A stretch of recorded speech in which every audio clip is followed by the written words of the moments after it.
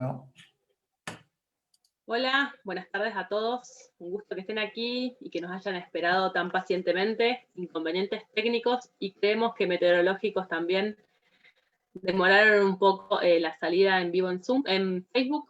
Pero bueno, aquí estamos. Soy la doctora Loz, soy parte de la SOCNEO, junto con la doctora Espósito, la doctora Mafrán y varios colegas más, el doctor Carrizo.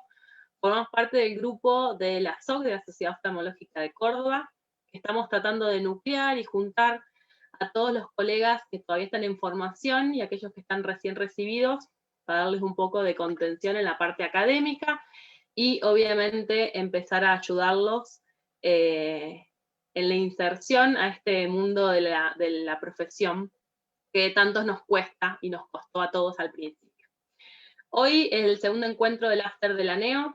El tema que nos toca es córnea. Les voy a compartir solamente para recordarles que todos los primeros lunes de cada mes tenemos un encuentro a las 20 horas en donde colegas en formación presentan casos clínicos desafiantes. Tratamos siempre de que sean estos casos clínicos que nos hacen pensar, esos casos clínicos que no nos salieron tan bien, que tuvimos que salir a correr y pedir ayuda, para que juntos podamos aprender también de nuestros errores.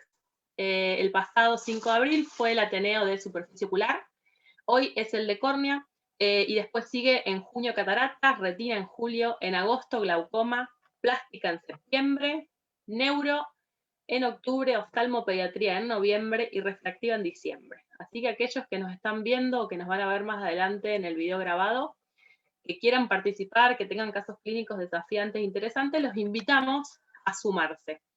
Y hoy, después de los 3 casos clínicos que tenemos, vamos a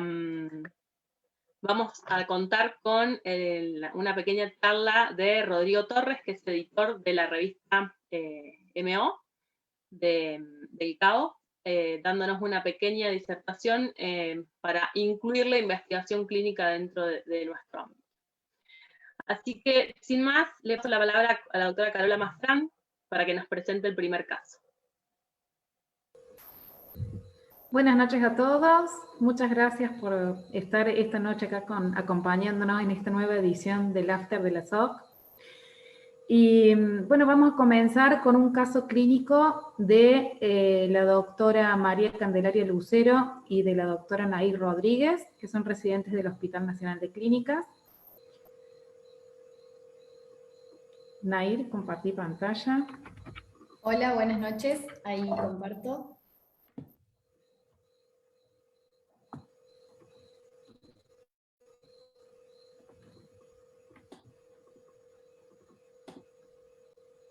¿Se ve bien? Perfecto. Bueno, buenas noches. Con la doctora Lucero vamos a presentar un caso clínico que nos llegó al Hospital Nacional de Clínicas, un paciente con un absceso córneal. Este es un paciente, a ver si se mueve esto. Ay, me tapa justo la diapositiva. Bueno, un paciente masculino de 37 años, sin antecedentes patológicos, no usuario de lentes de contacto, trabajador rural, que consulta el día 1 de sus síntomas, comienza con molestia en ojo izquierdo y consulta en su localidad de origen. Se le hace diagnóstico presuntivo de conjuntivitis y se le indica moxifloxacina más dexametasona tópicos y lubricantes a demanda. El día 3, por persistencia de esas molestias, él vuelve a consultar en una localidad vecina. Se le hace diagnóstico presuntivo de queratitis herpética y se le inicia tratamiento con ganciclovir tópico y aciclovir vía oral.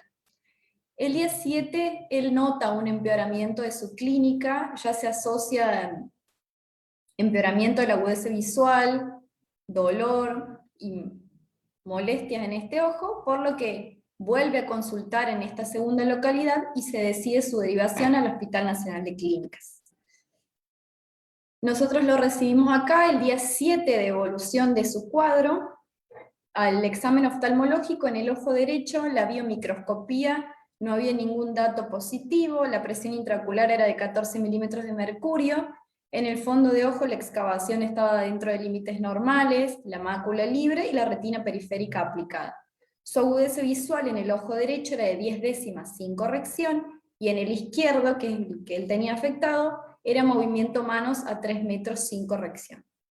A la biomicroscopía encontramos edema bipalpebral, eritema a predominio de párpado superior, abundantes secreciones, una inyección mixta y un absceso corneal central, que medía en ese momento 7,3 por 6,3 milímetros.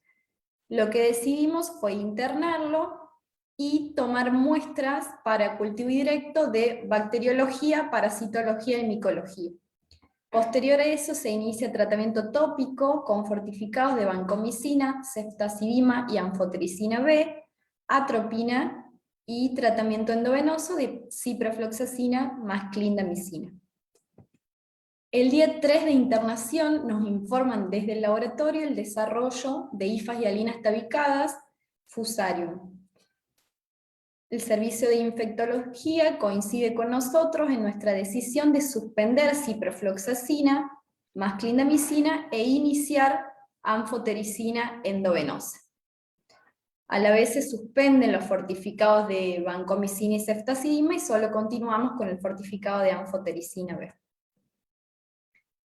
El día 6 de internación el paciente refiere una leve mejoría de sus síntomas, una disminución del dolor, la agudeza visual permanecía igual y la inyección seguía estando.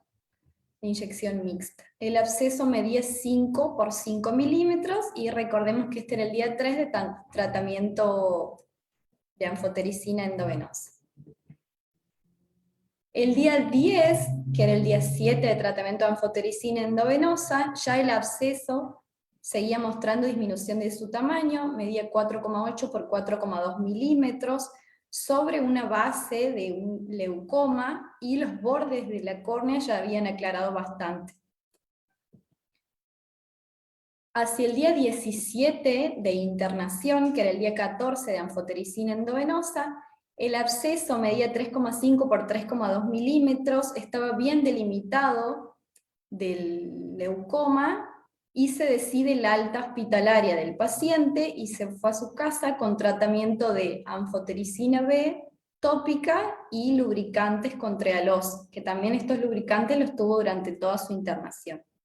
Lo citamos a control a las 72 horas del alta, donde son las imágenes de la izquierda, el paciente refería mejoría y a la vez el absceso medía 3 por 3 milímetros.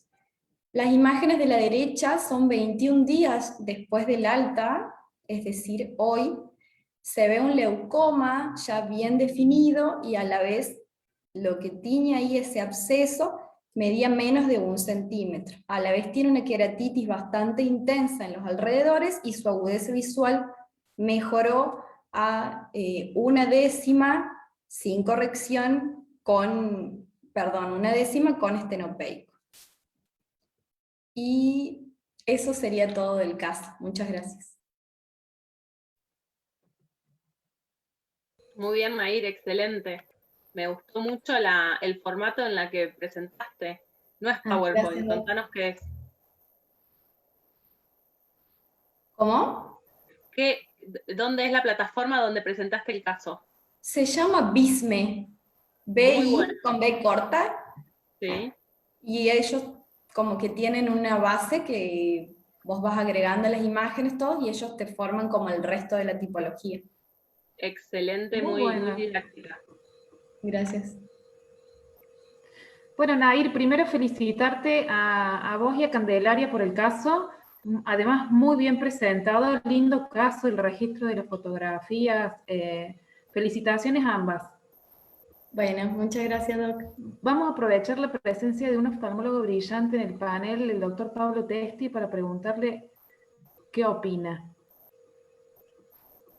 Nada, no hay mucho que opinar, son casos realmente muy difíciles que afortunadamente se ven en el hospital, porque en la consulta, gracias a Dios, cada vez no son muy frecuentes. El tema es que el microorganismo este de especial si no hay un laboratorio de por medio, los tratamientos que uno tiene en el comercio, ¿no? En la farmacia, habitualmente uno va a llegar siempre a un mal resultado en cuanto al tratamiento si no tenemos un laboratorio y ese apoyo tan fundamental de tomar muestras, ¿no? Esa yo creo que es la piedra angular del tratamiento en los abscesos de córnea. Y esperar, ¿no?, que tenga un buen resultado. Y también yo creo que hay algún factor muy importante que es el estado inmunológico del paciente, en donde también hay que saber llevarlo en conjunto, ¿no? Porque los pacientes diabéticos, inmunocomprometidos, hacen que esta patología, por más que uno tenga laboratorio y encuentre un tratamiento adecuado, por ahí es más difícil de llevar. No, excelente el caso, muy lindo, muy entretenido, muy bien la presentación. Gracias, Doc. Sí, además estaba la cuestión de que él ya había recibido tratamiento tópico, entonces, bueno, fue tomarle muestras, tenía muchas secreciones, entonces esperábamos que desarrollara en el laboratorio, pero bueno, estaba la posibilidad también de que al estar influenciado por otros tratamientos previos, no fuera fidedigna la prueba o no diera resultados. Sí pasó, y aparte del paciente muy cumplidor, siempre asistió a todos los controles, y eso creo que también le jugó a favor a él, porque podíamos estarlo siguiendo bien de cerca, entonces cualquier cosa. Por ejemplo, hoy se les paseó la anfotericina y vamos a ver en 48 horas cómo responde para tratar de manejar esa toxicidad también corneal que se ve producto de tanto tiempo con ese fortificado. Así que... Eso te estaba por decir, porque estos pacientes Candelaria es muy difícil saber cuándo darle el alta, cuándo Sí. decir realmente está curado y decir, bueno, lo voy a dejar de discontinuar sus visitas, porque capaz que los discontinuaste, le soltaste un poco la mano y a los pocos días volviste a perder las semanas de tratamiento, porque bueno, el paciente también aflojó, es difícil. Sí, también él es del interior, entonces uno tiene como que querer citarlo pronto para seguirlo de cerca, pero a la vez entendés la realidad económica de él, que te explica que por ahí venir tan seguido no es fácil, entonces haces un balance entre esas dos cosas.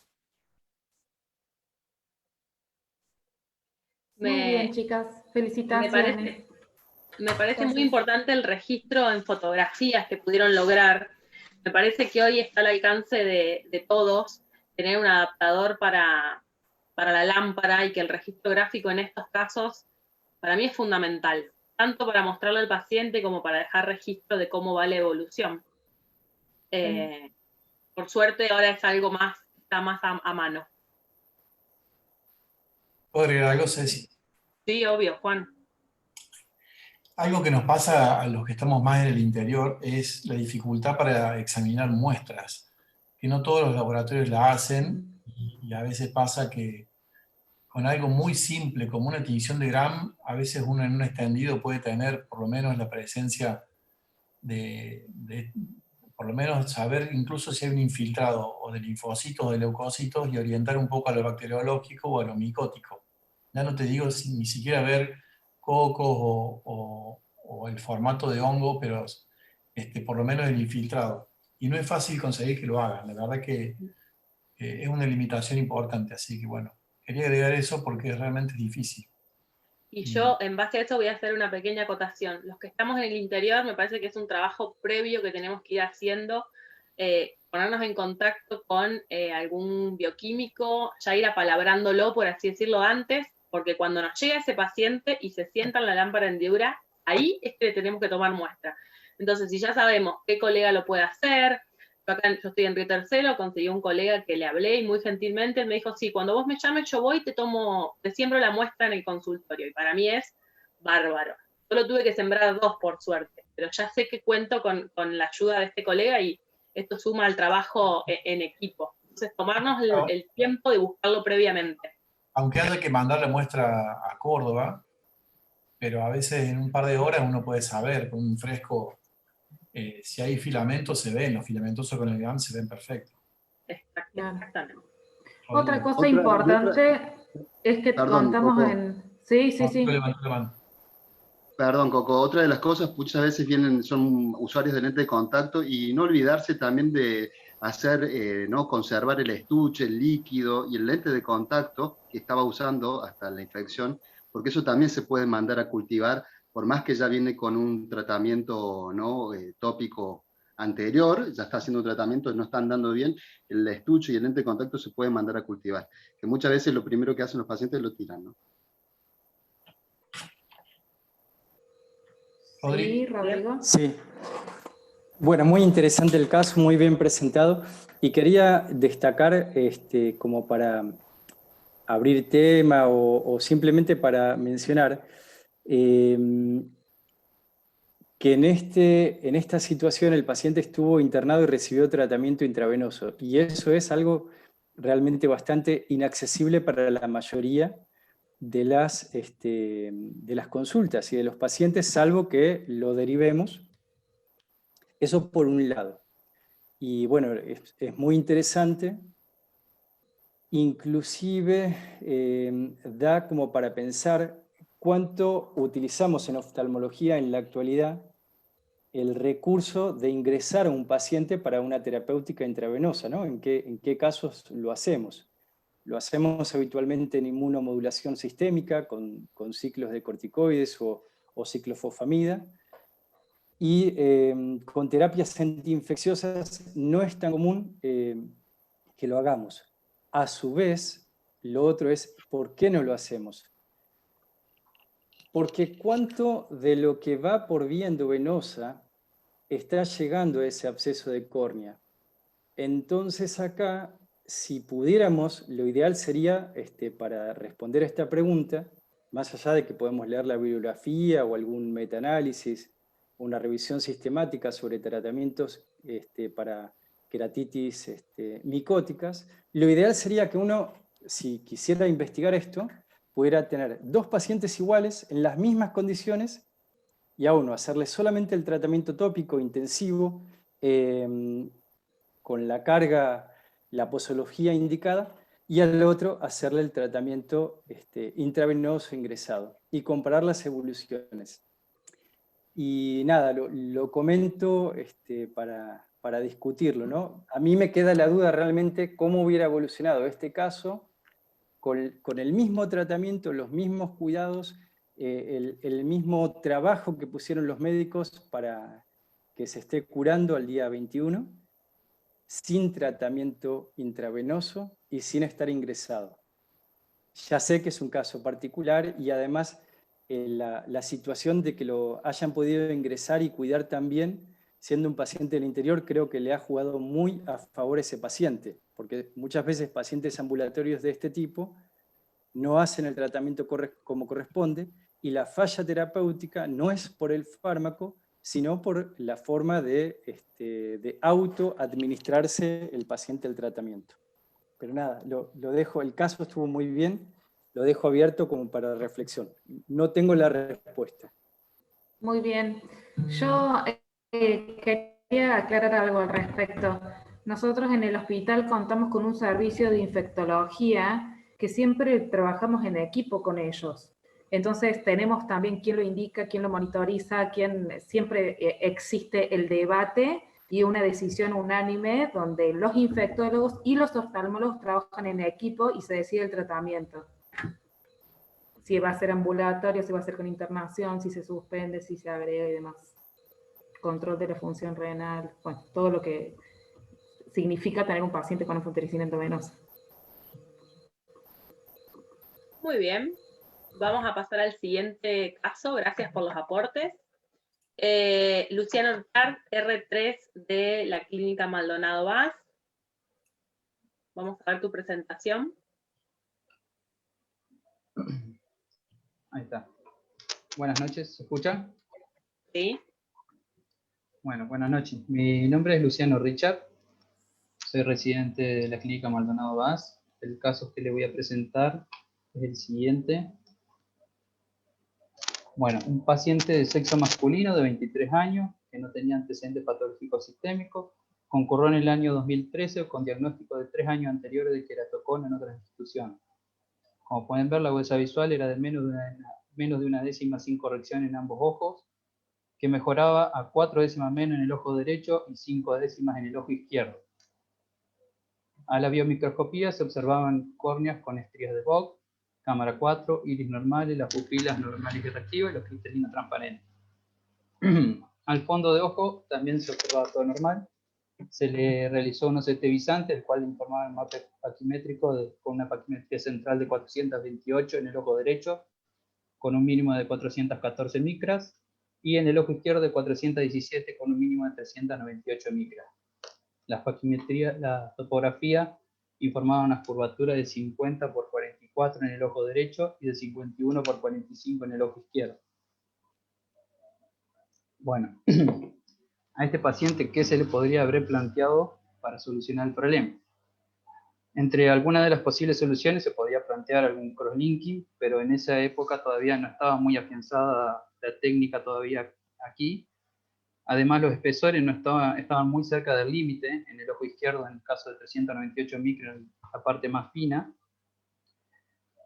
En el caso de poder plantearse unos anillos o segmentos, estamos en la misma situación con el espesor corneal, y pasaríamos, por ejemplo, a una terapéutica con un trasplante de córnea. ¿Qué pasa? Con el trasplante de córnea penetrante, obviamente tiene menos tiempo de sobrevida el tejido injertado. Además, tiene mayor tasa de rechazos. Caso contrario, en el caso de un trasplante laminar, en el cual el tiempo de sobrevida es mayor y las tasas de rechazo son menores. A este paciente se le indicó una queratoplastia laminar anterior profunda con una técnica híbrida utilizando láser femtosegundo y excimer láser en el ojo izquierdo, la cual se realizó en agosto de 2013. Esta técnica la describió el doctor Arturo Maldonado Junget y consiste, se realiza primero una queratectomía laminar con láser femtosegundo con un diámetro de 8,5 milímetros de diámetro, respetando los 3 milímetros centrales, para posteriormente esta zona generar una disección manual con la técnica de Pilinov descrita por el doctor Malbrán, para tratar de dejar la superficie lo más regular posible, que aún así, pero no, como pueden apreciar, no es del todo regular. Lo que tiene el láser femtosegundo es que mientras más profundo realice la talla, más ondulaciones quedan en su superficie, como pueden apreciar acá en la periferia de la queratectomía. Y para solucionar este inconveniente es que se pensó, colocando previamente una sustancia viscoelástica sobre la superficie, tallar una talla de PTK, eso es una foto con más aumento, realizar una talla con el láser de exímeros para tratar de regularizarla y dejarla lo más prolijo posible a la superficie. Esto va a influir mucho en la agudeza visual final. Posteriormente, bueno, se prepara el tejido donante, se sutura con nylon 10-0, con 16 a 20 suturas simples. Esto es un esquema para más o menos mostrarles cómo son los cortes.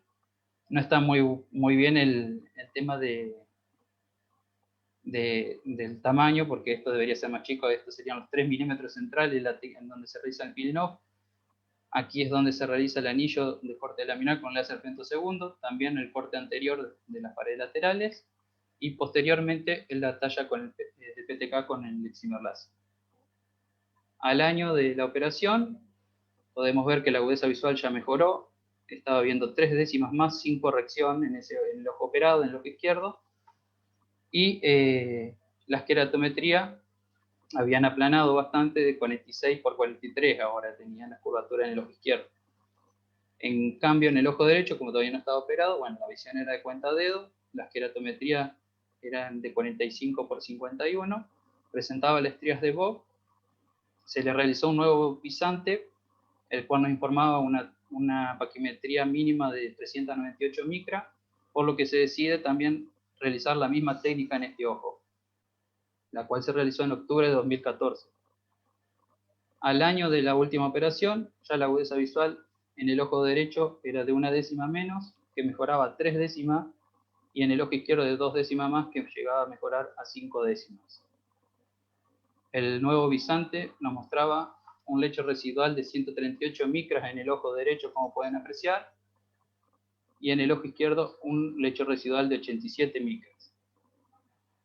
Hace 2 semanas concurre nuevamente el paciente, presentó una agudeza visual de 1/10 sin corrección y 5/10 en el ojo izquierdo, que llegaba a mejorar a 4/10 menos con la corrección y 7/10 más en el ojo izquierdo, pero el paciente tenía una lente de apoyo escleral, lo cual hacía que la agudeza visual del ojo derecho mejore aún más a 6/10 más. Si se acuerdan bien, al principio cuando llega el paciente la agudeza visual era así, 1/10 menos sin corrección y llegaba solamente a ver 4/10 menos y 5/10 con la mejor corrección. Esto nos demuestra el gran aumento de la agudeza visual que tuvo este paciente. La biomicroscopía, como pueden ver en la foto, ya las queratoplastas se encontraban sin ninguna sutura, se mostraban bien transparentes. Aquí en los bordes del injerto se puede llegar a ver un poco de los cortes de la entrecara, lo mismo en el ojo izquierdo. Las topografías actuales nos mostraban una curvatura de 50 por 40 y casi 43 en el ojo derecho y 46 por 44 en el ojo izquierdo. El recuento endotelial, que eso es algo para destacar de la queratoplastia laminaria, tenía un recuento celular de por encima de 2000 células en el ojo derecho y encima de 2700 en el ojo izquierdo. Ahora bien, siendo la misma técnica, ¿por qué esta diferencia de agudeza visual entre cada ojo? Si pueden acordarse, mucho tiene que ver el tema de la superficie de la entrecara y además del hecho del estroma residual que queda. Como pueden apreciar, en el ojo derecho el lecho residual fue mayor que en el ojo izquierdo, y además, algo muy importante en este caso, es la diferencia de las curvaturas del astigmatismo residual que quedó, que es de casi 8 dioptrías en el ojo derecho. Y bueno, una pregunta para los profesionales, ¿cómo podríamos corregir este astigmatismo residual que quedó en el ojo derecho?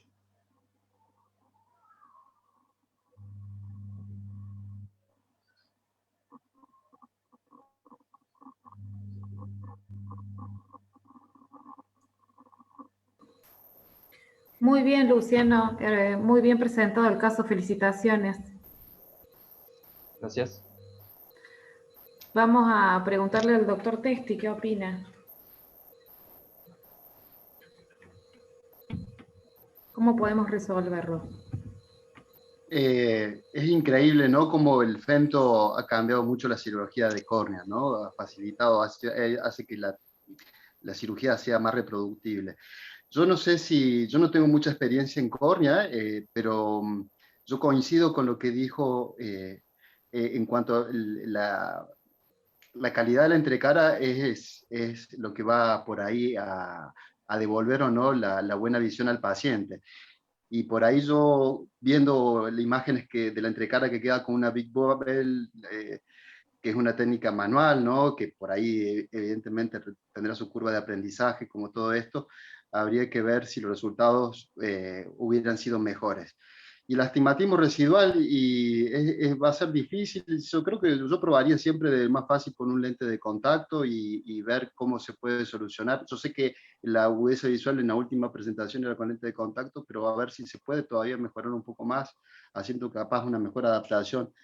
Y si Juan estaría capaz, disponible, preguntarle capaz si al ver con no sé, una incisión relajante tal vez, no tengo ni idea. Hasta ahí llegó.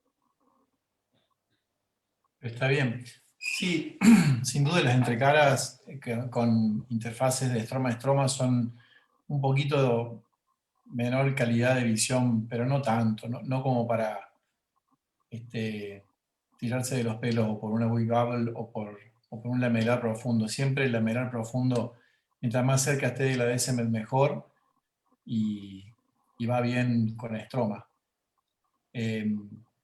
Probablemente la mala calidad de la visión ahí está con el astigmatismo tan alto, y a mí lo que se me ocurre es ponerle anillos. Lo que pasa es que ponerle anillos y no pegarle a la entrecara no es tan fácil, porque a la interfase, porque los anillos tienen que ir al 75% de profundidad, y es justo donde está el injerto hecho, y está bárbaro, así que está difícil de resolver.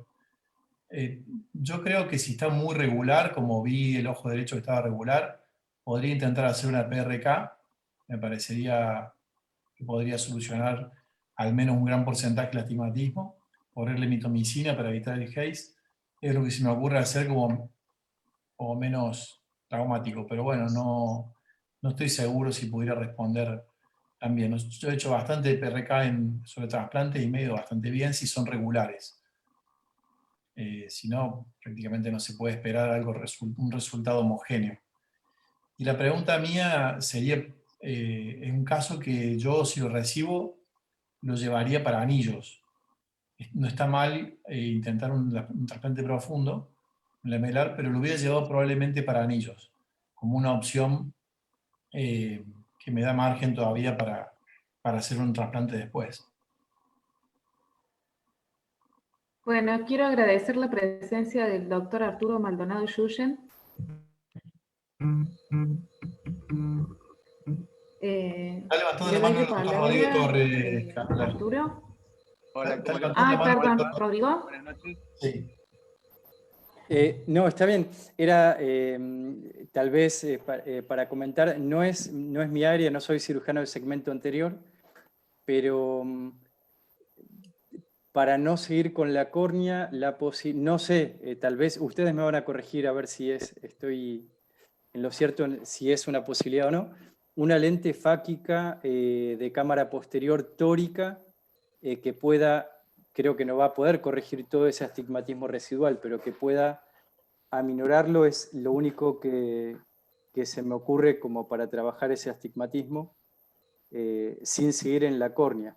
Pero es más una pregunta hacia ustedes, hacia los cirujanos de segmento anterior que estén, a ver qué opinan. Buenas noches, ¿cómo les va? Sí, es una opción. Yo particularmente si tiene buena visión con lente de contacto, prefiero no invadir. Es un chico joven y por ahí está con muy buena visión del otro ojo. Inclusive le ha bajado ahora porque tiene un poquito mejor de visión sin corrección. Así que si anda bien con lente de contacto, es la primera opción. Después se puede hacer arcos que son o alguna relajante, pero la verdad es que yo prefiero tocar la córnea lo menos posible cuando el paciente logra buena visión con lente de contacto. Y lo que decía Juan recién por el tema de Big Bubble y pre-de-cement, que esta técnica es pre-de-cement, o sea, quiere decir que queda un poco de estroma en el receptor. La visión final, si uno logra una profundidad buena, o sea, cerca de 80 micras, la visión final es muy similar, estadísticamente no hay diferencias significativas, pero demora mucho más porque necesita fusionarse un tejido con el otro, el estroma del receptor con el donante, cosa que no ocurre en una Big Bubble. Al tener una entrecara más regular y no tener que fusionarse, la visión se logra muchísimo más rápido que con esta técnica. Esta técnica nosotros la hacemos, no hemos tenido ni una conversión. Eso es lo que le diferencia por ahí con la Big Bubble, que es una técnica muy operador o cirujano dependiente. Sin duda, hoy por hoy es la técnica con mejores resultados y más usada a nivel mundial para trasplantes pre-de-cement, pero tiene una dificultad importante en la realización, ¿no? Quizá en otros lugares del mundo donde tienen 2 o 3 córneas, uno se puede dar el lujo de romper y usar otra córnea con un buen endotelio. Acá muchas veces tenemos una córnea que tiene un endotelio muy dañado, con un recuento muy bajo, y tenemos que tratar de asegurarnos de que ese paciente joven, al cual uno le quiere dejar su endotelio para que la sobrevida sea larga y tenga menos riesgo de rechazo, pueda tener la intervención sin tener que convertirla, o por lo menos disminuyendo los riesgos de esa conversión, que inclusive si uno tiene un diámetro grande, un paciente joven va a tener un agotamiento endotelial y un riesgo de rechazo mayor. Muy bien, muchas gracias, doctor. ¿Alguna otra pregunta? Vos sabés que yo tengo una pregunta, tal vez porque la población capaz que nos visita es una población joven. Aprovechando que está Turi, que está Sebastián no, Juan. Siempre que tienen estrías va al trasplante, correcto, ¿no? porque yo me quedé en esa premisa que cuando tienen estrías, anillo no significa, no vale mucho la pena hacerlo, ¿no? En realidad, más que las estrías, es la profundidad. Vos, los criterios para poner un anillo tiene que ser que lo puedas poner a una buena profundidad y que tengas el tejido suficiente como para que el riesgo de extrusión sea bajo. Más allá de las estrías, que en general denotan un queratocono un poco más avanzado, si la córnea es delgada en algunas áreas, el riesgo de extrusión es más alto. Entonces, debajo de 450 micras, yo por lo menos prefiero no poner anillos. Y el crosslinking, bueno, es una opción que también nos ha disminuido mucho los trasplantes. Si uno puede encontrar una córnea también de mayor de 400 micras, también se puede evitar el trasplante. Pero en pacientes que ya tienen córneas inferiores a 400, este caso particular es del año 2013, o sea que no estábamos haciendo crosslinking todavía nosotros, pero si fuera en la actualidad, aún en la actualidad no tiene el tejido suficiente, aunque uno lo pudiera hacer con las sustancias que hay hoy para edematizar la córnea y realizar un crosslinking, la tasa de éxito por el tejido mismo que uno puede crosslinkear, o sea, generar una resistencia mayor, es baja. Es diferente a cuando uno hace un crosslinking en una córnea más gruesa. Pero básicamente los anillos por el espesor, no tanto por las estrías. Perfecto, muchas gracias.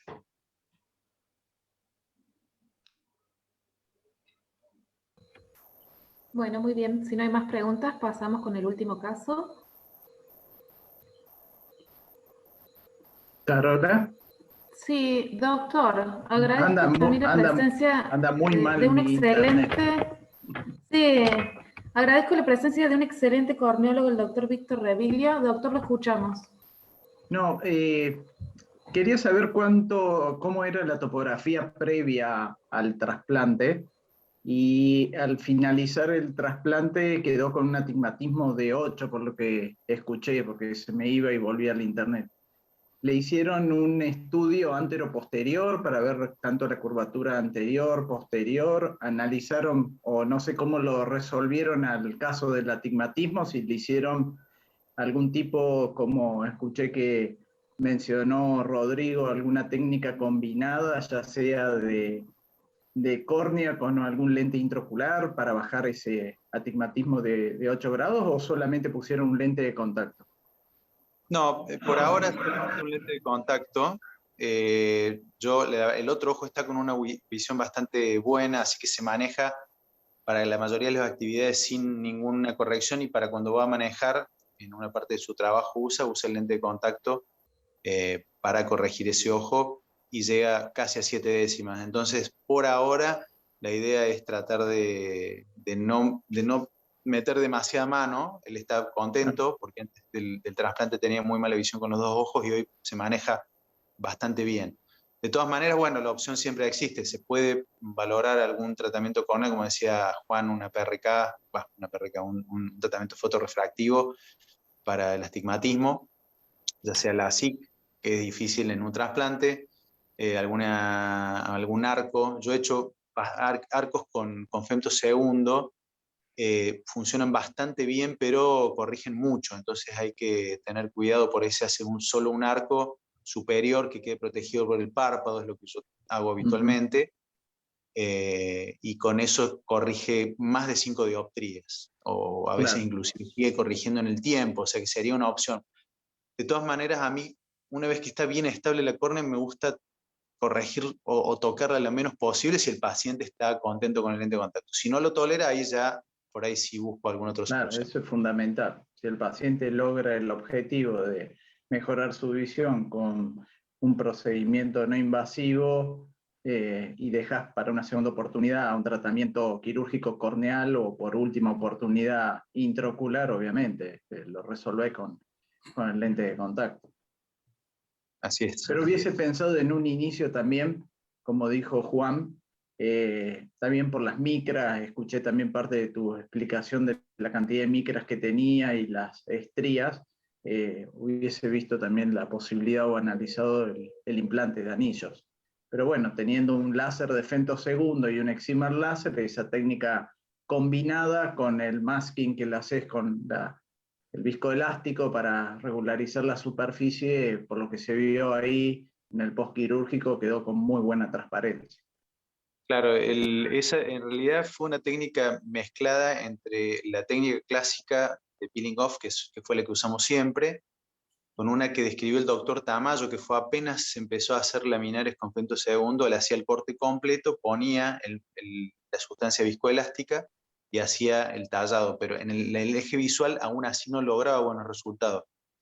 Y a mí la verdad es que se me ocurrió dejarle la parte central, esa parte la hago manual, mejora muchísimo con respecto a la parte periférica, y además si uno le hace un tallado posterior, logra una zona del eje visual de los 3 milímetros o 3 milímetros y medio de muy buena calidad, y tenemos varios pacientes viendo más de 7 décimas, 7 décimas, 8.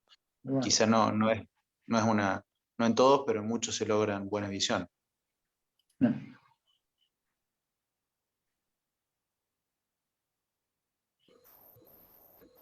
Muy bien. Gracias, doctores.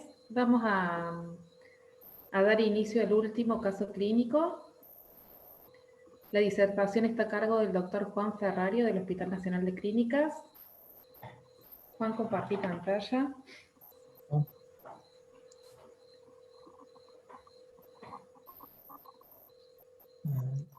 Ahí está. Bueno, buenas noches a todos.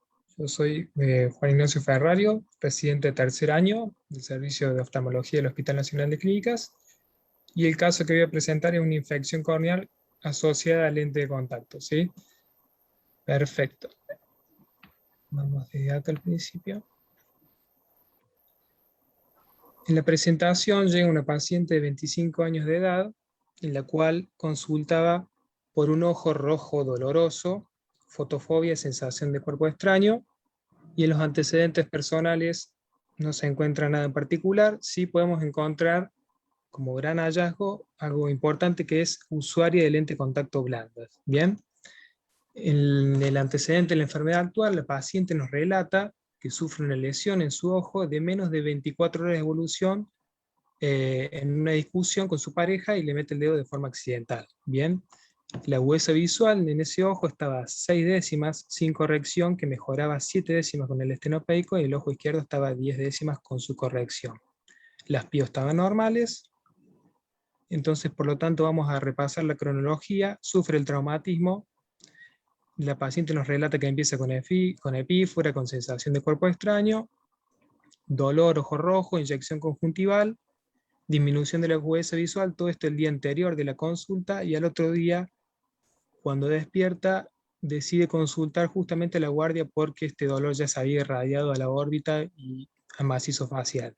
Refería muchísimo dolor a la paciente, y el examen oftalmológico, en la biomicroscopía, observamos que hay una queratoneuritis radial periférica.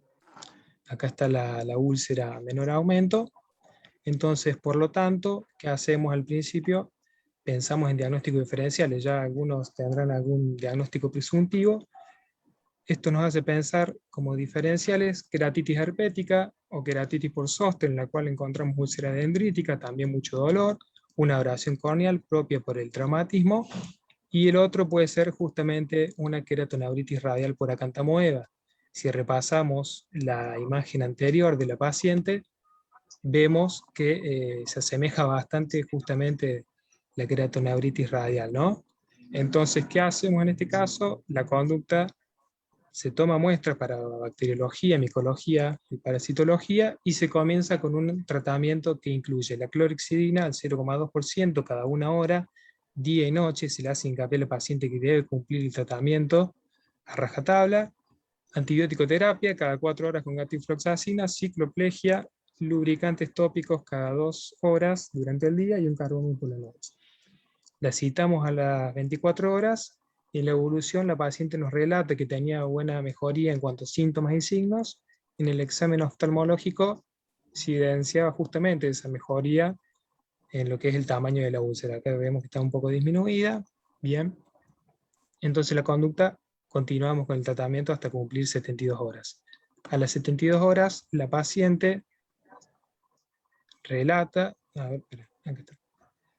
A las 72 horas hay una resolución completa en cuanto a signos y síntomas, y en el examen directo parasitológico nos da negativo. Decidimos continuar con el tratamiento antibiótico terapia y también con la clorexidina, y la citamos a la semana. Justamente que pasa la semana, vemos que hay un desarrollo de quistes que eran compatibles con la cantamoeba, ¿sí bien?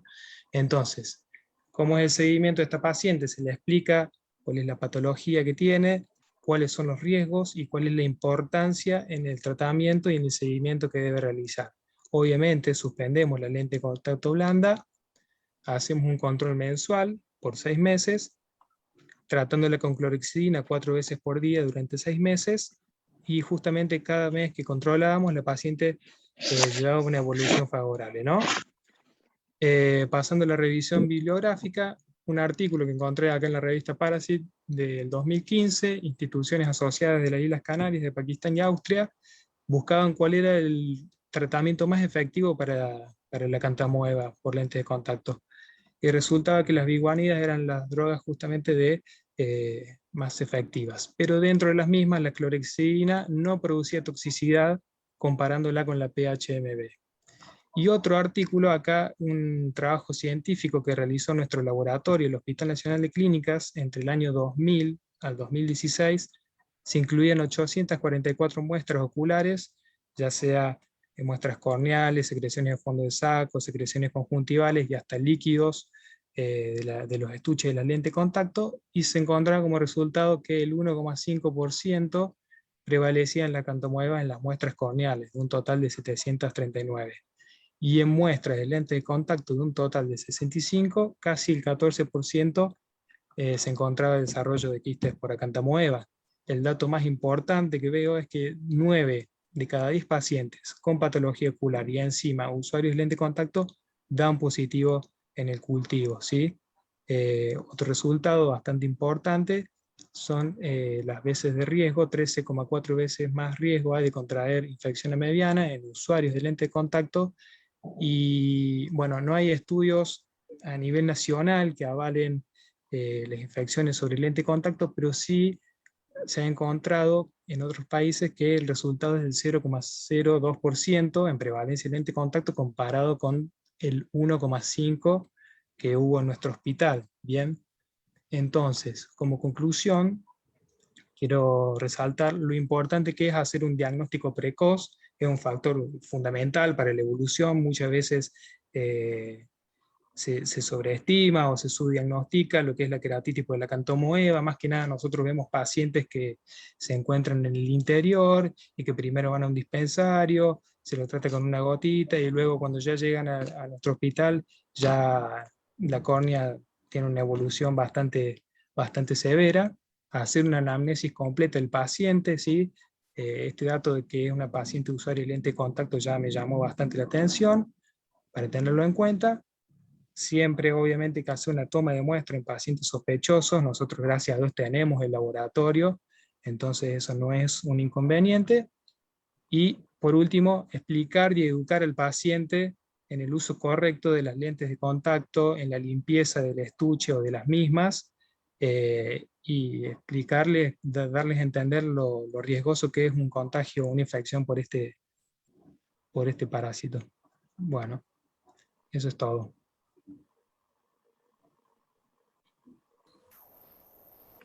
Muy bien, Juan. Primero, felicitarte por la exposición y por el caso muy bien presentado. Y vamos a escuchar a los especialistas.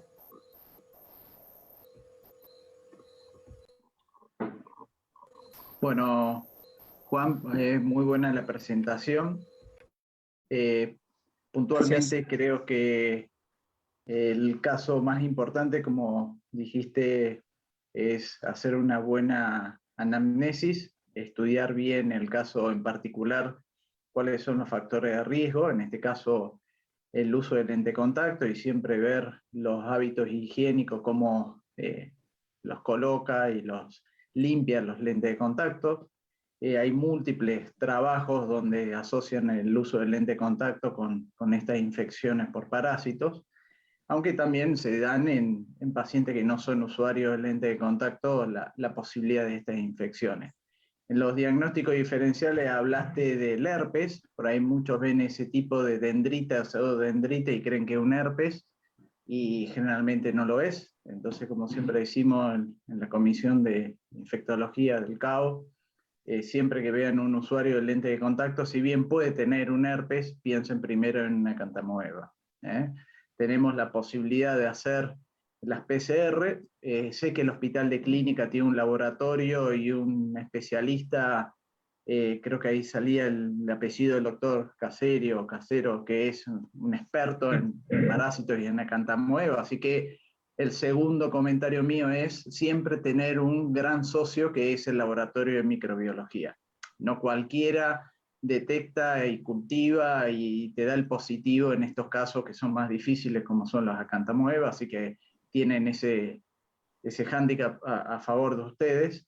Y el tratamiento, el correcto, como vos decís, a veces cuando se dan múltiples drogas, por ahí en un tratamiento empírico empiezan con tratamiento de antibióticos, antivirales, antifúngicos y antiparasitarios, terminamos produciendo tanta toxicidad que nos produce ruido, nos desorienta en el diagnóstico, y ahí, basado en la anamnesis y en la posibilidad, hicieron el tratamiento como para cubrir con una gatifloxacina algunas bacterias, pero fueron directo al diagnóstico y a la sospecha con la clorhexidina. Así que está muy bien el enfoque del tratamiento en este paciente. Muchas gracias. Sí, yo lo veía como que es un trabajo, la contracara de lo que presentaron mis compañeras al principio, que justamente aquel paciente había tenido un tratamiento erróneo al principio, y de lo importante que es justamente poder tratarlo y encontrarlo a tiempo, ya que es mucho más frecuente encontrar un diagnóstico positivo al principio, un diagnóstico de los cultivos positivos cuando se hace toma de muestra epitelial, y no tanto cuando ya tenemos un avance a nivel estromal y el paciente ya ha pasado varios días y llega al hospital, y es mucho más difícil poder encontrar el cultivo positivo. Y la toxicidad es importante porque en estos casos muchos pacientes quieren abandonar el tratamiento y son tratamientos a largo plazo. Y es una de las, digamos, preguntas que siempre uno le hacen: ¿en qué momento, si esto no evoluciona bien, le hago una cirugía? En este caso evolucionó bien, pero hay otros casos que no evoluciona bien, y ahí es cuando empiezan las decisiones terapéuticas de tipo quirúrgica, y se complican más los métodos de tratamiento por la profundización y la agresividad que tienen algunos de estas cepas de acantamoeba. Así que bueno, muy bien el trabajo. Muchas gracias. Gracias, doctor. ¿Alguna otra pregunta, alguna reflexión? En otras épocas, como justamente para hacer diagnóstico, hacíamos biopsias un poquito más que toma de epitelial. Sacamos un pedacito de la córnea y la mandamos a analizar para ver ¿no? el parásito, ¿no? de la acantamoeba. Había otras imágenes, me vienen a la cabeza a través de la microscopía confocal de la córnea, pero yo no sé acá en Argentina si alguien ha visto alguna vez alguno de esos, pero he visto en algún libro que como método diagnóstico podría llegar a ser interesante, ¿no? Pero bueno, desgraciadamente yo creo que estamos todavía lejos de eso. Y otra de las características que yo creo, cuando he visto ahí en el hospital otro absceso así, abscesos por acantamoeba, es que es inusualmente doloroso también cuando evoluciona más, ¿no? El dolor muchas veces es lo que va inclinando tal vez esa balanza que decía el doctor hacia la cirugía, ¿no? Porque vemos que no hay tratamiento médico y cada vez el paciente está más clínicamente, está peor, ¿no? Sintomatológicamente. No, era eso nomás que quería aportar. Muchas gracias. Muy lindo el caso, Juan. Muchas gracias, Pablo. Bueno, muchas gracias a los tres disertantes. Le doy la palabra a la doctora Espósito. ¿Qué tal? Bueno, después de estas maravillosas presentaciones, tengo el placer de presentarles al doctor Rodrigo Torres, que es el editor en jefe de la revista Oftalmología Clínica y Experimental. Es una persona con mucha experiencia en el área de investigación y que nos invita a escuchar su disertación Necesidad de investigación y evidencia en la práctica clínica y asistencial. Lo escuchamos. Bueno, muchas gracias Evangelina y gracias por la invitación. Lo primero, antes de comenzar con una breve charla, y ya sé que todos deben tener ganas de terminar e ir a cenar, felicitarlos a ustedes como sociedad por este trabajo que están haciendo en formación continua y puntualmente felicitarlos, a ver si no me voy a confundir, a Nair, a Luciano y a Juan Ferrario por las presentaciones que hicieron, muy buenas. En los 3 casos contaron muy bien los casos clínicos, le dieron misterio al inicio del caso clínico, lo describieron bien temporalmente, una secuencia temporal para poder entenderlo, en cuanto a entender cuáles fueron las manifestaciones, el tratamiento, la resolución, y hicieron su aporte con la discusión y con la conclusión. Así que bueno, quería felicitarlos puntualmente. Y les voy a compartir pantalla, a ver, la idea de hoy. Primero, en Córdoba tienen grandes exponentes en investigación básica, en ciencias de la visión, en investigación translacional y en investigación clínica. Así que les agradezco mucho la invitación, pero bueno, también sé que tienen ahí muchos representantes en este área, y bueno, en investigación siempre todos tenemos un espíritu colaborativo, así que cuando quieran ir dando pasos en investigación, simplemente es preguntarle a otros y ver cuando no saben hacer una cosa, preguntarle cómo se hace y listo, y adelante. Bueno, a ver, voy a tratar de compartirles la pantalla acá.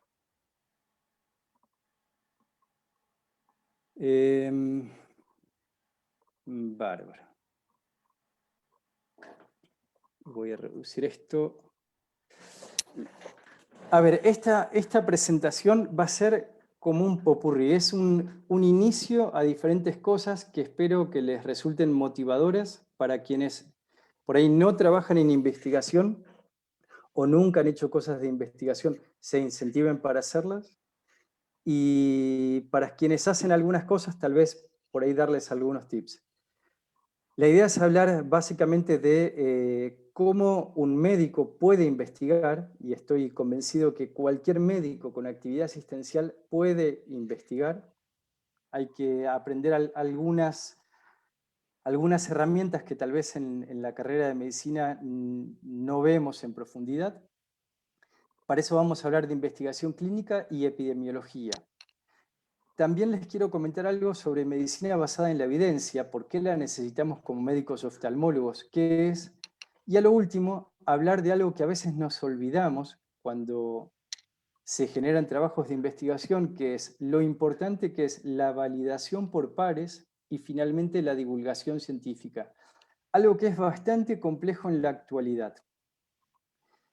Hay algunos ingredientes básicos para cualquier proceso, cualquier trabajo de investigación, que tienen que ver con la observación y la duda, ¿sí? Y en realidad esto es parte de lo que hace cualquier médico asistencial cuando ingresa un paciente por la puerta del consultorio. Uno va a observarlo desde cómo camina, cómo le estrecha la mano, cómo lo saluda, cuál es su facie, su estado de ánimo, y va a generar una presunta hipótesis. Uno ya empieza, observa al paciente y empieza a generarle una idea de lo que puede tener, por lo cual lo va a consultar, ¿sí? Entonces, estos ingredientes básicos, un médico con actividad asistencial está muy entrenado, lo utiliza con cada paciente que entra al consultorio, y en investigación simplemente es adaptarlo un poco más a un terreno que tal vez los médicos asistenciales no estamos tan acostumbrados a recorrer. Observación. A ver, en la historia hay un montón de ejemplos, Elegí uno que en realidad me llamó la atención a mí, y con total sinceridad, esto que les cuento ahora y esta diapositiva que les estoy mostrando ahora, yo tengo varias charlas de metodología de la investigación y llamémosle charlas de inicio en investigación, pero esta no la tenía hasta que comenzó la pandemia. Y en realidad me llamó la atención revisar el origen del lavado de manos, ¿no? De la importancia del lavado de manos en la medicina. No voy a profundizar en esto, simplemente les dejo esta diapositiva para estimularlos a que vayan a leer quién era el doctor Semmelweis y por qué hablamos de su importancia, su aporte científico a la medicina por el lavado de manos. Búsquenlo como quieran, pueden buscar un paper, una revisión, o lo buscan en YouTube o lo googlean. Pero fíjense cómo nace esto del lavado de manos y cómo empieza, año 1847, una especie de estudio, llamémosle, observacional en una serie de casos. Lo dejo ahí para que puedan ir a revisarlo. Si nos venimos al presente en cuanto a la importancia de la observación, en la pandemia tenemos un montón de ejemplos y tampoco voy a profundizar, pero bueno, a ver, ¿qué pasaba con el tema del barbijo cuando empezó la pandemia? Con el tema de las superficies, con el tema del distanciamiento, hay un montón de ejemplos donde la observación en medicina, y específicamente aplicando el método científico, está siendo fundamental para generar avances prioritarios en la actualidad y en la historia de la medicina. Hay más cosas, pero la observación es importante, pero no alcanza. Tenemos que hacer algo más. Observamos y tenemos que hacer algo más. ¿Cuál va a ser ese camino? Bueno, ese camino es aprender metodología de la investigación, que en realidad es, yo siempre digo, un médico oftalmólogo hace muchísimas cosas mucho más difíciles que esto. Y esto es solamente aprender algo más, como aprendieron a tomar la presión intraocular, como aprendieron a ver el fondo del ojo. Entonces la metodología va a ser el camino hacia la construcción del conocimiento. Y voy a resumirlo muy simple. Uno tiene una duda y va a observar, o observa, y a partir de esa observación se le genera una duda, y luego uno tiene que ir a medir para poder comprobar y confirmar o refutar una idea preformada de lo que está sucediendo, una hipótesis. Hay distintos tipos de hipótesis, pero básicamente ese camino simple, corto y directo es el que utilizamos en metodología de la investigación. Y si uno le pudiera preguntar a Google Maps cómo llegar al destino de investigar, tomamos una hoja de ruta que tiene estas paradas, observación, duda o duda y observación. La verdad que esto se puede intercambiar. Hipótesis, la generación de hipótesis, una búsqueda bibliográfica, eso ya es una charla entera. O puede ser un curso de cómo hacer búsquedas bibliográficas eficaces y creo que uno va aprendiendo sobre la marcha, plantear un objetivo, disponer materiales y métodos para obtener resultados, discutir qué es la interpretación de esos resultados para finalmente concluir y esa conclusión tiene que estar directamente relacionada con el objetivo planteado. ¿Sí? ¿Todo esto para qué es? Y es para generar evidencia científica. O sea, que uno tiene una impresión de, por ejemplo, cómo va a resultar este tratamiento, cómo le va a ir con esta cirugía a este grupo de pacientes, pero uno eso lo tiene que ir a comprobar. Ese camino, si uno lo hace bien, se va a convertir en evidencia científica. Y esa evidencia científica, para que realmente sea válida, va a tener que estar validada por pares. Entonces, ¿por qué es importante para un médico oftalmólogo conocer y aplicar el método científico? Principalmente siempre es importante dudar ante lo obvio para encontrar nuevas respuestas, nuevos tratamientos y realizar presentaciones en congresos y publicaciones si es que deseamos compartir algo que creamos interesante. Tener sobre todo independencia Para eso es importante la medicina basada en la evidencia. Ahora lo vamos a ver. ¿Todos los médicos deben conocer y aplicar el método científico? Sí, por los que les comentaba hace un momento. Aunque no hagan investigación, el entender metodología, el entender el método científico los va a ayudar a tener engramas de pensamiento más ágiles para resolver el problema del paciente. Yo lo creo así, yo lo he vivenciado así, y hay mucha experiencia y muchas publicaciones, mucha evidencia que lo avalan, donde un médico con mucha carga asistencial, cuando se entrena en metodología de la investigación y va teniendo pasajes en diferentes áreas de investigación, investigación básica, investigación clínica, investigación translacional, termina siendo más eficaz para sus pacientes. Hay muchas formas de hacer investigación, pero esto es algo que creo que sucede así. Hay una zona de confort para un médico que tiene alta carga asistencial, que desee hacer investigación, que es hacer estudios epidemiológicos o hacer estudios de investigación clínica. Ambas son actividades donde la investigación es compatible con una alta carga asistencial. De hecho, esa alta carga asistencial termina siendo un valor agregado para hacer investigación, porque le permite tener más casuística, porque le permite tener más casos que incluir, por ejemplo, en un ensayo clínico. De esto nuevamente, y también la idea de esta presentación es dar un puntapié. Se puede hacer una presentación específica sobre estudios de epidemiología, obviamente, o de ensayos de investigación clínica, ensayos clínicos. Pero estos son dos lugares donde cualquier médico puede trabajar para conocer su propia casuística, cómo le va en los resultados de una serie de casos, de sus cirugías, o participar en un ensayo clínico, donde ahí ya, sobre todo si es un ensayo clínico realizado por un auspiciante internacional, por un laboratorio, bueno, nacional o internacional, no viene al caso. Es fundamental que el médico se fije en los detalles, y detalles mínimos que a veces en la práctica asistencial nos olvidamos de lo importante que son. Por ejemplo, cada cuánto calibramos el tonómetro, registramos realmente cuándo vino el paciente, si el paciente al posoperatorio de cirugías de cataratas vino al día en el cual estaba citado o vino un día posterior. Si vino un día posterior, ¿es importante para la evolución o no?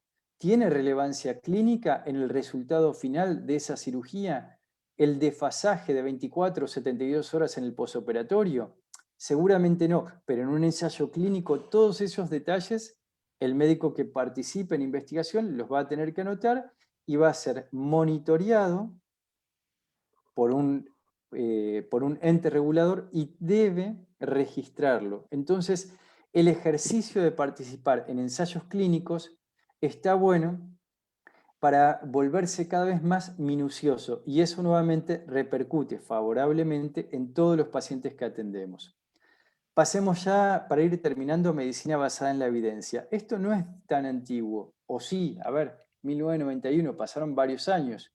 1991 empieza a introducirse el término de medicina basada en la evidencia, 92-93 comienza a popularizarse su importancia en la enseñanza médica, y algo que destaco y que no nos tenemos que olvidar, en la relación médico-paciente. Posteriormente se empiezan a insinuar guías en distintas áreas. Entonces, en el 96, otro referente de la medicina basada en la evidencia publica este artículo que nos cuenta ahí qué es y qué no es la medicina basada en la evidencia. Y ahí nos comenta que los buenos doctores utilizan tanto su experiencia clínica, es fundamental, como la evidencia disponible. Ahora, la experiencia clínica cuesta años, cuesta décadas, y se muere con uno, ¿sí? Es feo decirlo, pero se muere con uno. Algunos tienen más capacidad docente, lo transmiten, otros no, tienen grandes habilidades, son grandes cirujanos, pero si no lo han transmitido, toda esa experiencia, todos los pacientes que operaron, todo su manejo postoperatorio, se muere con ellos, se va. Entonces, esa experiencia personal asociada a la evidencia científica es el balance, diría, perfecto. Y a su vez es lo que le permite a un médico que tiene poca experiencia, pero que está bien formado en medicina basada en la evidencia, ser sólido con sus pacientes. Ahora lo vamos a ver, porque ¿qué es la medicina basada en la evidencia? Es una rama de las ciencias médicas que fomenta la importancia de realizar una lectura crítica de la literatura científica y distinguir calidad de evidencia. Bueno, esto sería otra clase, ¿sí? Poder conocer los detalles para realizar la lectura correcta, para distinguir las buenas publicaciones de las que dejan que desear. Eso va a permitirnos tomar decisiones basadas en la medicina, en la evidencia apropiada, y que sobre todo sea de utilidad para el paciente. Uno tiene que pensar en el paciente. Entonces, ¿para qué sirve? Para disminuir riesgos y aumentar la eficacia de los tratamientos. ¿Y por qué esto de disminuir riesgos? Y porque la decisión la vamos a estar tomando en base a nuestra experiencia, en base a la evidencia publicada, en base a la mejor evidencia publicada, y también lo vamos a estar haciendo participar al paciente en la toma de decisión. Entonces, significa que va a mejorar nuestra capacidad de tomar decisiones. Y eso, sin duda, mejora el trato que vamos a tener con el paciente. Es fundamental. El paciente, en los conceptos de medicina basada en la evidencia, el paciente se incluye y se involucra a la hora de tomar decisiones. Este es un concepto fundamental de que a veces nos olvidamos. El paciente debe estar involucrado a la hora de tomar decisiones. Aplicar medicina basada en la evidencia simplemente consiste en leer, formarse. Si quieren profundizar, pueden hacer algún curso, un posgrado, una especialización y practicarlo. Pero lo pueden hacer desde su casa. Hay que mantenerse actualizado, hay que hablar con los pacientes y no solo desde nuestra experiencia. Insisto, no importa que usted tenga 10 años o 40 años de experiencia, hablar con el paciente no solo desde su experiencia, sino también contándoles en vocabulario simple cuál es la última evidencia que hay, la última evidencia científica, claro está, sobre su manejo terapéutico. Involucrar al paciente también aliviará el peso de tomar decisiones. Los médicos a veces tenemos mucho sufrimiento para tomar decisiones. Nos cuesta mucho. Bueno, involucremos al paciente, siempre sabiendo que obviamente es uno, va a ser el médico el que tiene la capacidad de sugerir y explicar por qué recomienda tal o cual tratamiento.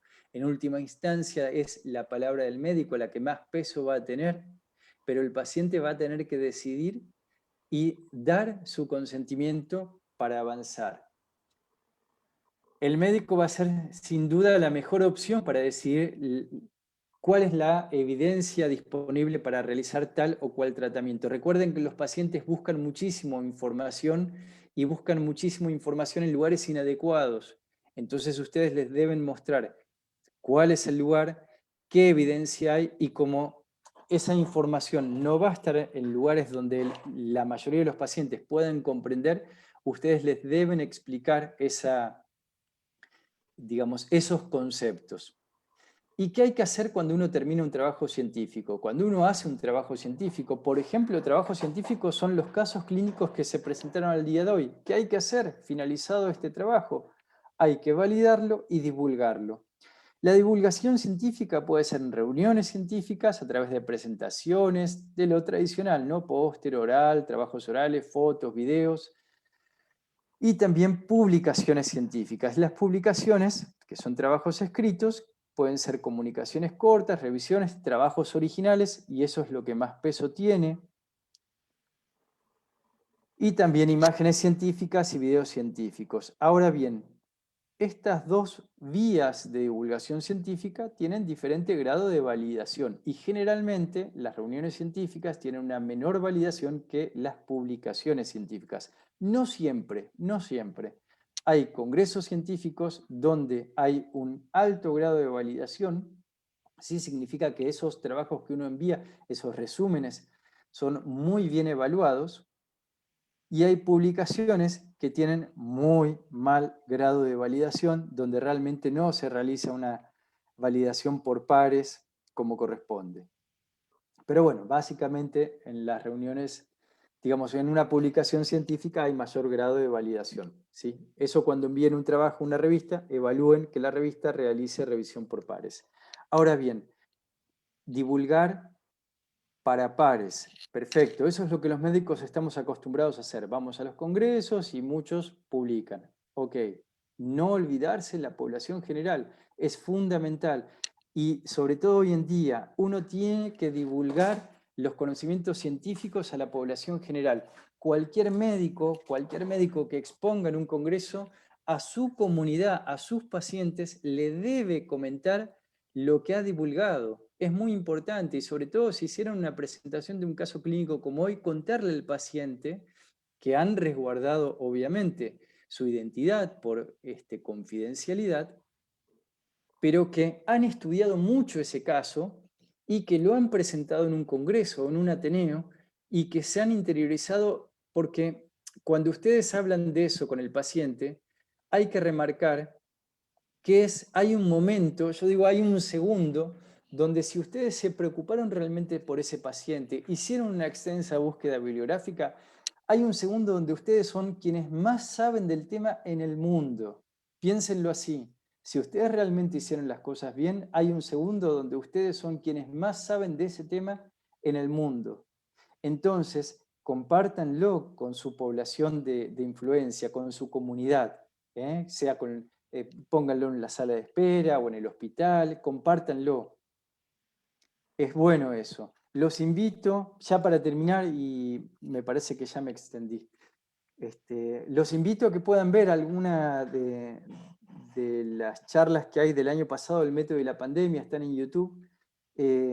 Son un poco largas, pero revisen, creo que hay temas bastante interesantes que tienen que ver con esto de investigación, medicina basada en la evidencia, y cosas de actualidad, ¿no? Por el tema de la pandemia. A su vez, los invito a que si tienen dudas de cómo hacer un trabajo de investigación o tienen un protocolo de investigación y no saben por dónde ir, escríbanos al comité editorial de la revista Oftalmología Clínica y Experimental, que es la publicación científica del Consejo Argentino de Oftalmología. Recibimos no solo trabajos científicos terminados, sino también trabajos que estén en proceso o protocolos de investigación que necesiten ayuda, y con mucho gusto vamos a estar a su lado interactuando sin meternos en su contenido, pero sí tratando de sugerirles el camino para que después lleguen a la publicación. Y cuentan también con la Asociación de Investigación en Visión y Oftalmología de Argentina y también de países de la región que están integrados en AIVO, que es un grupo multidisciplinar de profesionales que trabajan en ciencias de la visión, muchísimos que están allí en Córdoba, así que todos a su disposición para ayudarlos de forma colaborativa. Muchas gracias, y obviamente yo también con mi correo electrónico a su disposición. Dejo de compartir pantalla, espero no haberme atrasado mucho. No me fijé, perdón que no me fijé la hora, pero no haberme atrasado.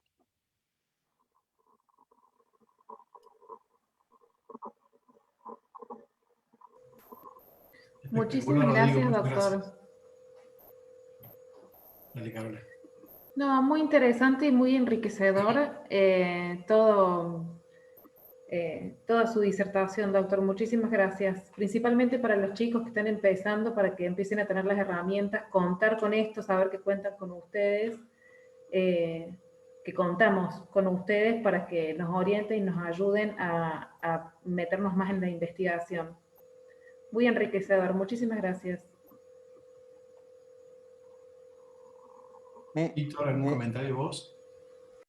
Agrego algo antes de que Víctor haga un comentario. Bueno, con Víctor, yo no quiero empezar a nombrar a los exponentes que tienen en Córdoba de investigación básica, clínica y translacional, porque seguro me voy a olvidar a alguien y después me voy a sentir culpable. Pero bueno, lo tienen ahí a Víctor a mano para consultar un montón de cosas de investigación, tiene muchísima experiencia. Y justamente por ese concepto lo que les quería comentar es que aprendemos todos los días. como nos pasa en la parte asistencial con los pacientes, en investigación también. Yo cada búsqueda bibliográfica que hago, me doy cuenta que soy más eficaz. La búsqueda bibliográfica, lo enfatizo, a ver, la búsqueda bibliográfica es la base, háganlo con cada caso clínico, ejercítense, cuando ustedes ven un caso clínico que les pareció interesante, más allá de que le pregunten a su profesor o a algún médico que tenga mucha experiencia, le preguntan, pero tómenlo con pinzas, lleguen a su casa y hagan una búsqueda, porque tal vez hoy mismo se publicó un nuevo estudio que les abre la cabeza y hay un nuevo tratamiento. Tal vez no está disponible acá, pero está disponible, qué sé yo, en Madagascar. Pero no le crean a nadie que les diga algo que esté asegurado. O sea, tomen esa información y la experiencia es súper importante. A ver, la experiencia es todo. Pero hasta ahí. Vayan a buscar a ver qué hay del otro lado. Busquen... acostúmbrense a hacer búsquedas eficaces en PubMed, jueguen con eso, equivóquense, pregunten, a ver cómo voy a hacer para tardar menos. Eso es práctica. Y yo todos los días me doy cuenta que ayer hice algo mal. Entonces eso es práctica. Hay un montón de cosas que uno no sabe, hay de especialistas, cómo hago para evaluar datos, qué programas accesibles me pueden ayudar para hacer investigación que sean gratuitos, que estén online. Como por ejemplo hoy le preguntaban por un sistema para hacer presentaciones. Todos los días aprendemos cosas nuevas. Así que cuando uno está evaluando algo, no sabe cómo seguir, empezar a buscar, preguntar a otros y googlear donde corresponda.